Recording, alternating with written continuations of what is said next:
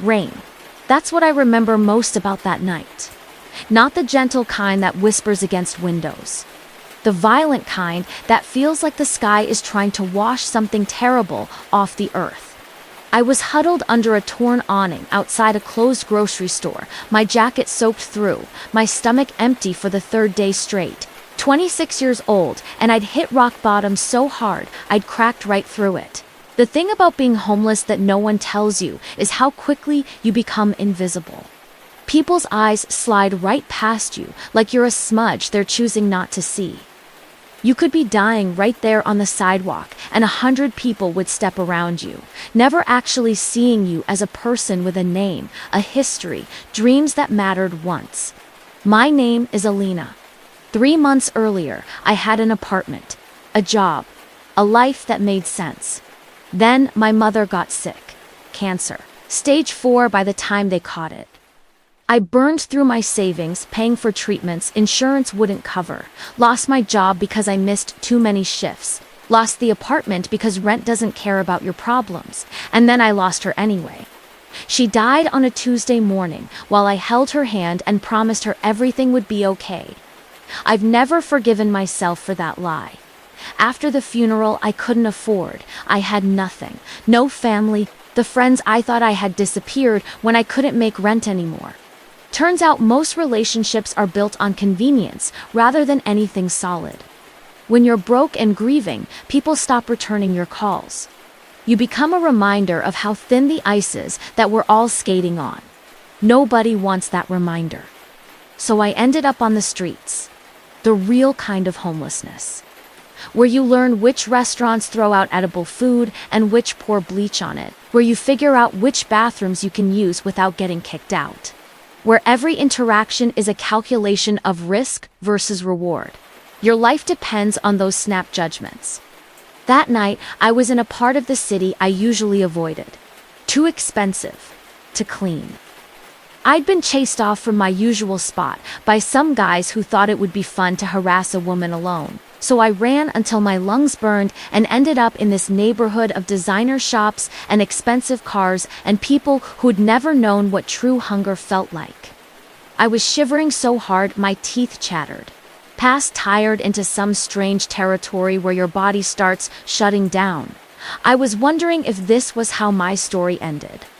Freezing to death while people in warm apartments overhead lived their normal lives.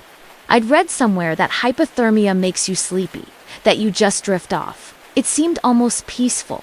Part of me wanted it. I was so tired of fighting. That's when the car pulled up.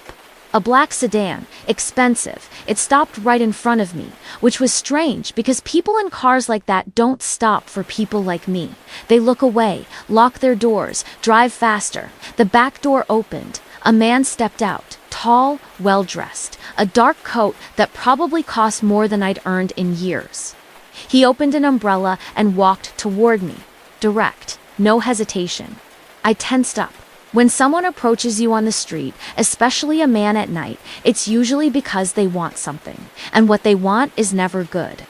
I looked for an escape route, but I was too tired, too cold. If he wanted to hurt me, I wasn't sure I had the energy to fight back.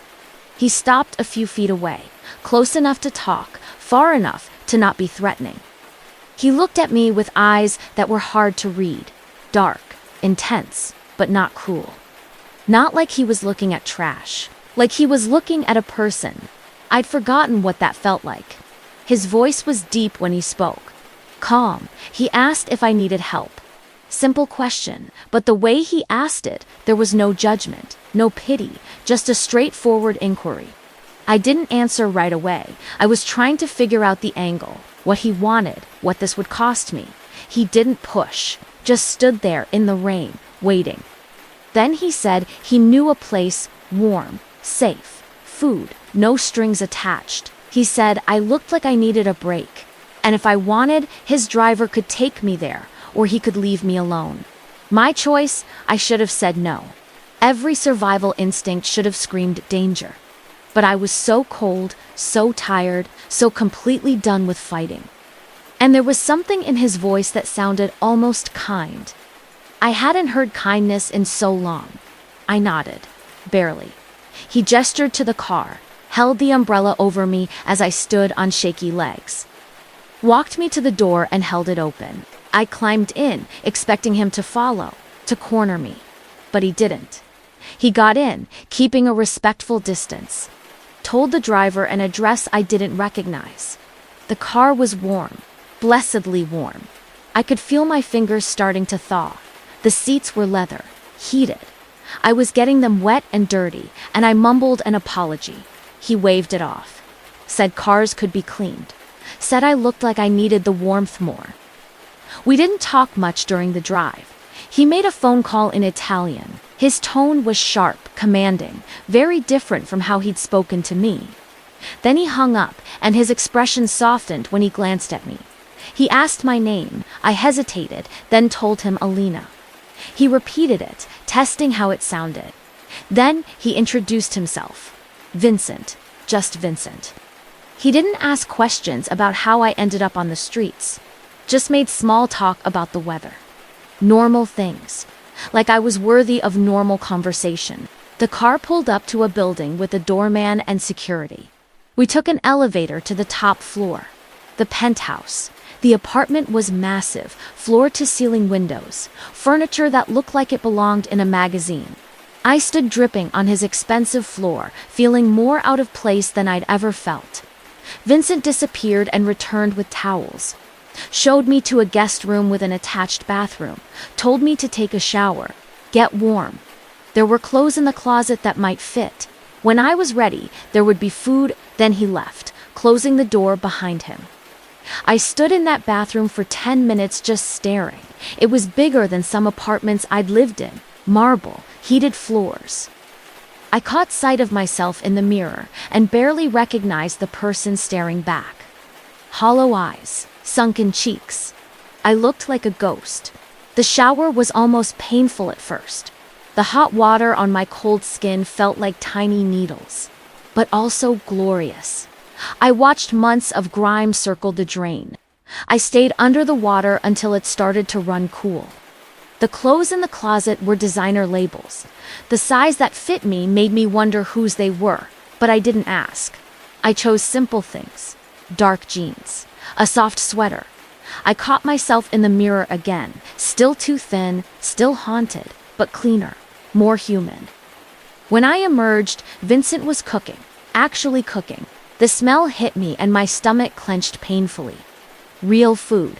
Garlic, tomatoes, herbs. I couldn't remember the last time I'd had real food. He plated pasta with sauce and fresh bread. Gestured to the table, told me to eat. I sat down carefully, like the chair might break. Then I took a bite and almost cried. It was so good. I tried to eat slowly, maintain some dignity. But I was so hungry, my body took over. Vincent didn't comment on how fast I ate, just refilled my plate when it was empty. He ate too, but mostly he watched me with an expression that looked almost like recognition, like he understood what desperation tasted like. After dinner, he made coffee. We sat in his living room with the city lights spread out below, and he asked me what I needed. Not my story, just what I needed right now. I was so used to not having needs met that I didn't know how to answer. He suggested rest, said the guest room was mine for the night. Tomorrow, we could figure out next steps. But tonight, I should just sleep, be warm, be safe. I should have been suspicious, but I was so tired. I thanked him, went to the guest room, and climbed into a bed with sheets softer than clouds. I was asleep before I could finish wondering what Vincent wanted in return. I woke up to sunlight streaming through unfamiliar windows. For a moment, I panicked. Then it came back. The rain, Vincent. I got up carefully, half expecting to find the apartment empty, but I could hear movement in the kitchen. Vincent was at the counter reading his phone. He looked up when I entered, offered a slight smile, asked how I slept. I admitted it was the best sleep I'd had in months. He nodded, poured me coffee. Told me there was breakfast. We ate in comfortable silence. Then he laid out an offer. Said he could tell I'd had a rough time. Said he wasn't going to pry into why I eat. But if I needed a place to stay while I got back on my feet, he had this apartment. He traveled a lot for work. It sat empty most of the time. I could stay in the guest room, no rent, no obligations, just a place to be while I figured things out. I asked what the catch was. Because there's always a catch. He looked me directly in the eyes and said there wasn't one. He had more than he needed. I needed help. Simple as that. If it made me feel better, I could help maintain the apartment. But that was optional. Every instinct said this was too good to be true. But what was my alternative?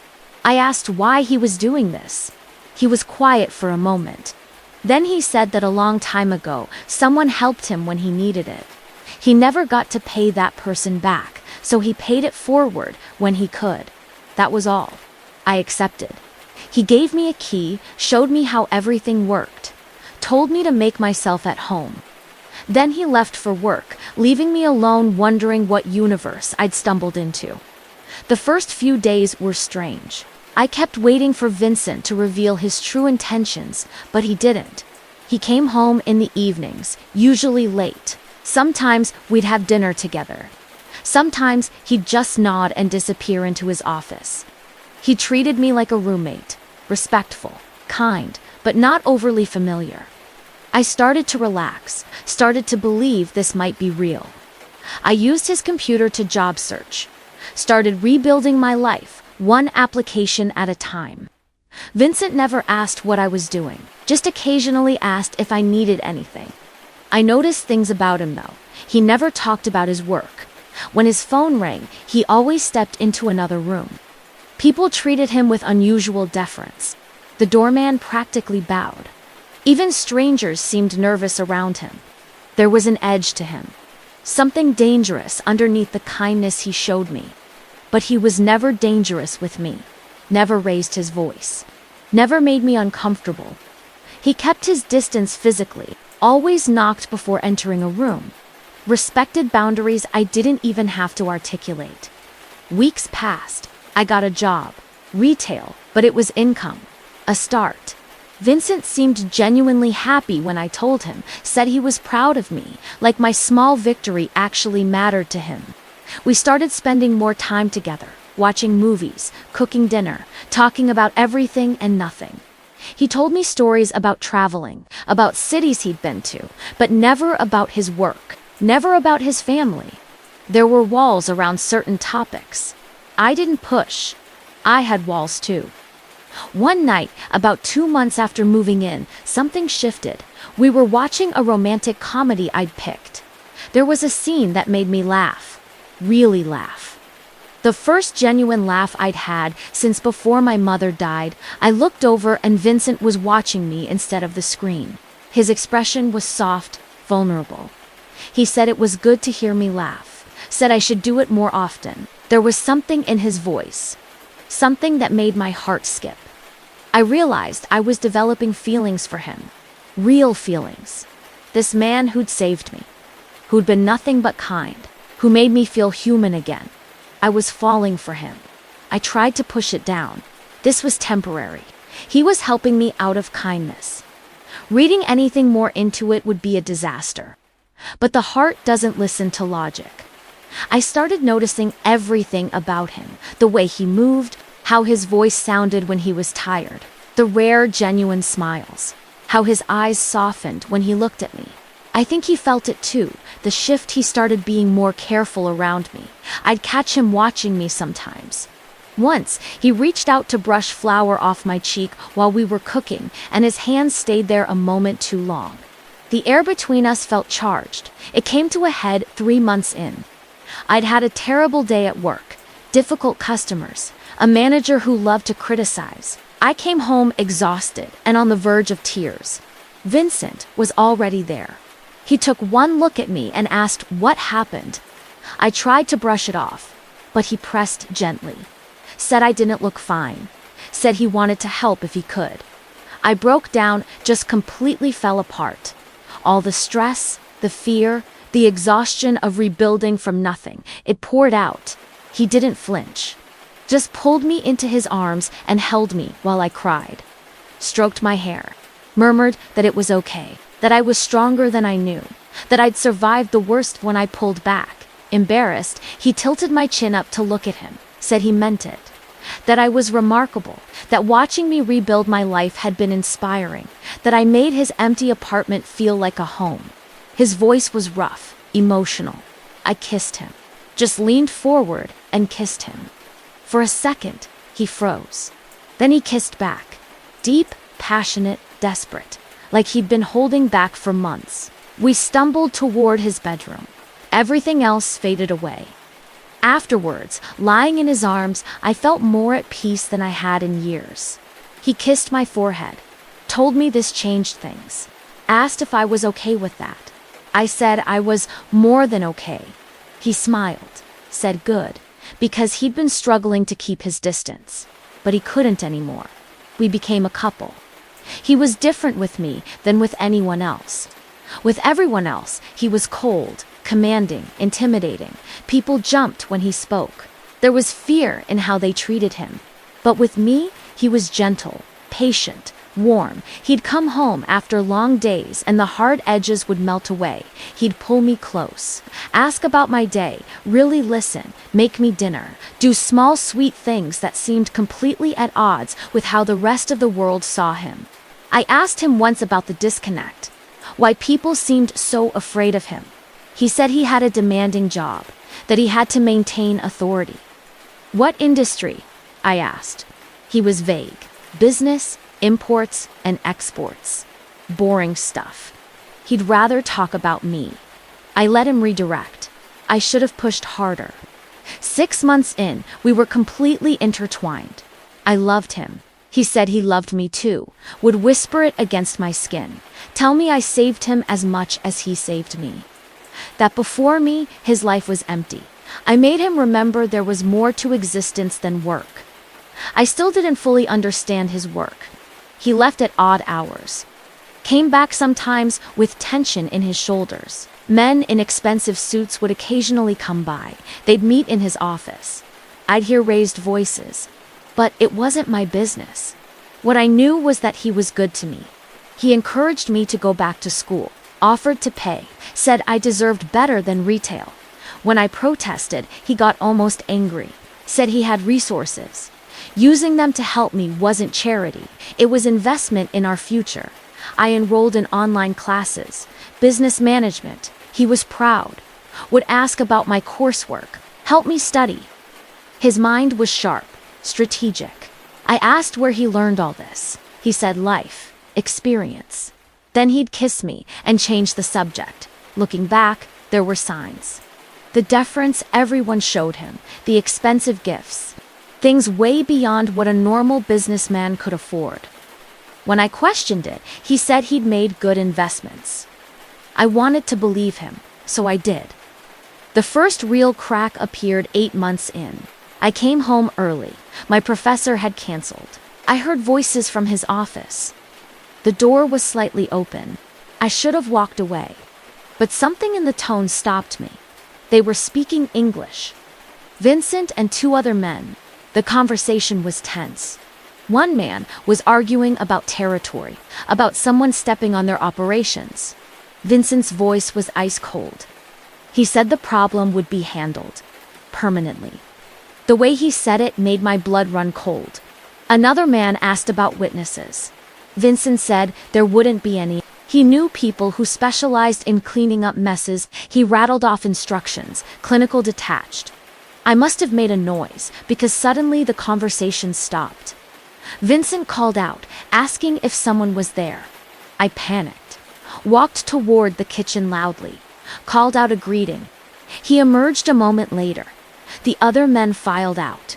Vincent's expression was calm, asked how my class was. I lied, said fine. He studied me for a long moment. Then he nodded, disappeared back into his office. I stood there, trying to process what I'd heard, trying to convince myself I'd misunderstood. But deep down, I knew. I knew something was very wrong. I should have confronted him, but I was afraid of what I'd learned, afraid of losing him. So I said nothing, cooked dinner, pretended everything was normal. But things changed after that. I started paying more attention. The way certain names were mentioned on the news and Vincent's expression would harden. The scars on his body that looked too deliberate, too violent. I started doing research, looking into Vincent Moretti, paired with the city, with organized crime, the Moretti family, old connections. Whispers. Nothing concrete, but enough. Enough to terrify me. I was living with a criminal, not just any criminal. If the pieces I was putting together were correct, Vincent wasn't just involved in organized crime. He was running it. He was the boss, and I'd fallen in love with him completely unaware.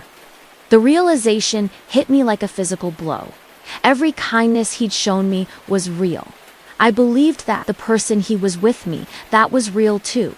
But it existed alongside this other reality, this world of violence and control. He was two people, the man who held me gently and the man who ordered people's deaths. I didn't know what to do. Leaving seemed impossible. Not just because I loved him, but because I knew too much now. People in his world didn't just walk away. They ended up in witness protection, or they ended up dead. But staying meant accepting what he was. Being complicit. How could I reconcile the man who saved me with the man who destroyed lives for business? 2 weeks after my realization, Vincent noticed something was off. I was trying to act normal, but I've never been a good liar. He asked if everything was okay. I said yes. He didn't believe me. The next evening, he came home early, found me crying in the bedroom. I'd been reading news about a warehouse fire. 3 people had died, and I'd overheard enough to know it was connected to Vincent, that he'd ordered it, that those deaths were on his hands. He sat beside me, asked what was wrong. I couldn't hold it in anymore. Asked him point blank what he did. For work, what his real business was. The silence that followed was deafening. He stood up, walked to the window, stared out at the city. Then he started talking, told me everything. His family business, what they really did, his role, the power he held, the things he'd done. He didn't sugarcoat it, just laid it all out. The truth, ugly and complete. He said he'd wanted to tell me before, but he was afraid.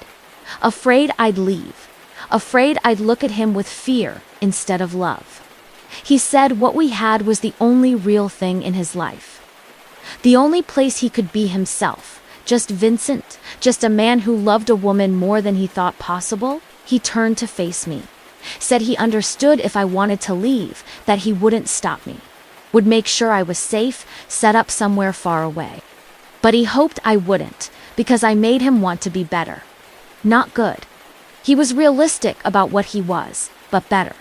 Less cruel, more human. I sat there, tears streaming down my face. I asked how many people, how many had died because of him. He said too many. More than he could count. More than he could justify. Said he'd been born into this life, knew nothing else. But that didn't make it right. I asked if he'd ever stop, ever walk away. He said no, it wasn't that simple. You don't retire from his position. The only way out was death or prison. Living meant staying in. Staying in meant continuing to do terrible things. That was the reality. I should have left. Every rational part of me screamed to leave. But I looked at him, standing there, vulnerable, and I couldn't. I loved him. The man who'd saved me.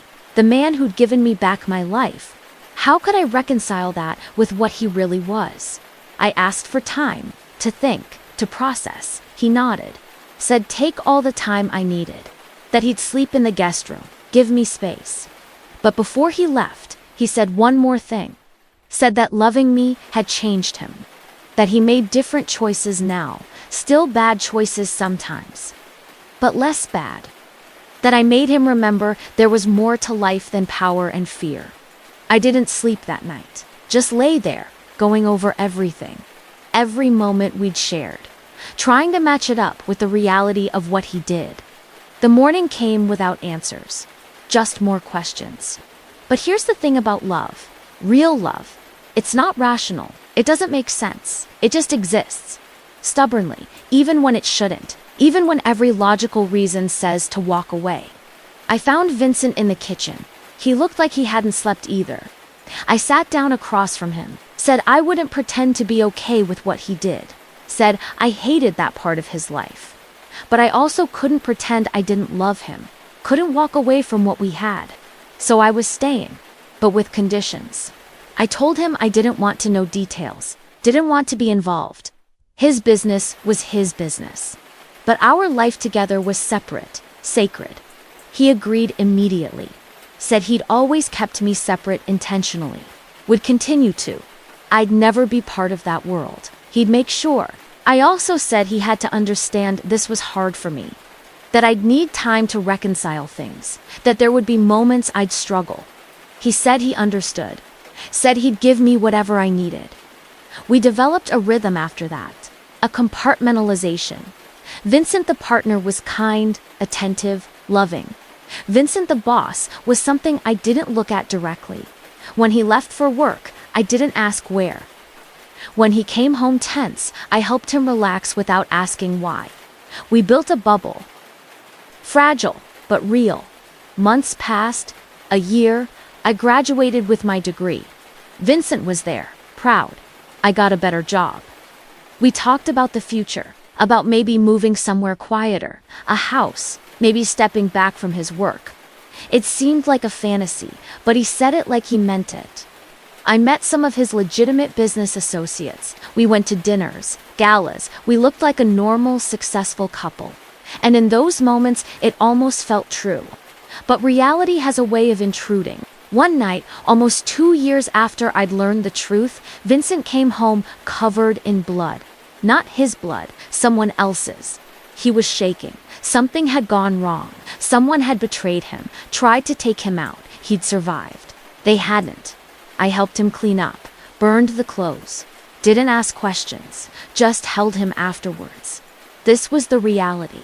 This was what loving him meant. Being there in the aftermath, being the safe place when everything else was violence. He apologized, said he tried to keep me separate. But sometimes the world bled through. I said I knew, said I'd accepted this when I chose to stay.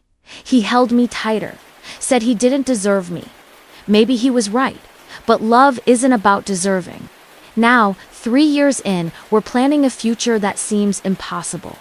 He's slowly transferring power, creating a structure where he's less hands-on. It'll take years, but he's working toward it. For me, for us, I'm not naive. I know who he is. What he's done, I carry that weight every day. Wonder if I'm making the right choice. If loving him makes me complicit, there's no easy answer. But I also know he saved me, literally, gave me my life back when I had nothing, loved me when I was unlovable. That's real too. Both things exist simultaneously, the savior and the monster. The man who holds me gently, and the man whose name makes criminals nervous. Sometimes I wonder what would have happened if I'd stayed under that awning, if he hadn't stopped. Would I have frozen? Would my story have ended that rainy night? But he did stop, did save me. And that choice tied our lives together in ways neither of us could have predicted. They say love is blind. That's not quite right. Love sees everything. All the flaws, all the damage, all the terrible truths. It just chooses to stay anyway. That's what I do every day. I see Vincent clearly, all of him. The parts that saved me and the parts that destroy others. And I choose to love him anyway. Is it right? I don't know. I honestly don't know. But it's my choice. My life, my love. And in a world that tried to destroy me, that left me dying on the streets, he gave me a reason to live again. That has to count for something, even if everything else is complicated. Even if the moral calculus doesn't add up. Even if I'm making a terrible mistake. It's mine to make. And I make it every day, consciously, deliberately. I choose him.